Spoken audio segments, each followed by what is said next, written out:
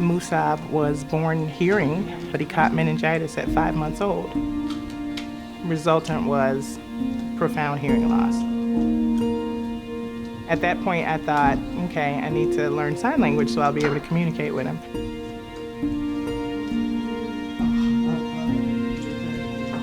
Absolutely fell in love with the language and eventually changed my career and became a deaf education teacher. I think this one's hard, all right?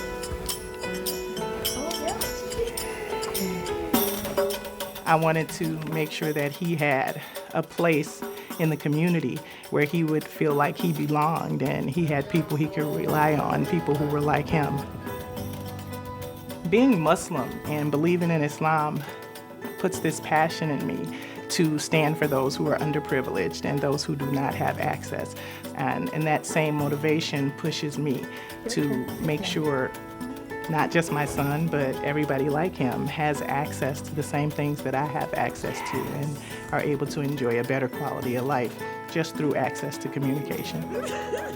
I met a lot of deaf immigrants who didn't have access to religious teachings, so deaf Muslims specifically, and I wanted to help give them access to learn this beautiful religion.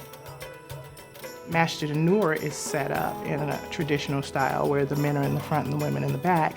So it's one of the most accessible places. So we have really a beautiful community that supports deaf Muslims, and I think we're kind of like a pioneer, because now mosques around the U.S. are popping up with ASL interpretation and noticing that there's a need for Muslims to have access to the religion.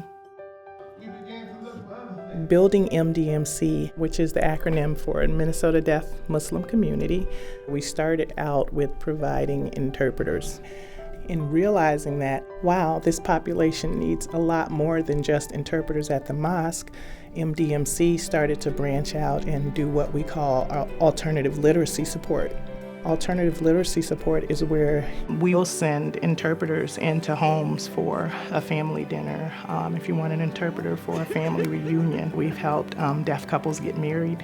So we provide a variety of services, but it's all through access to communication. Some of the work that women are doing in the community to overcome some of these struggles and these barriers and provide people with the support and services they need to get ahead is really hidden. Stories like these are important to give the people the credit who deserve it, and also to give exposure to all these things that are going on, because so many people would help out if they knew about it, but a lot of people just don't really know.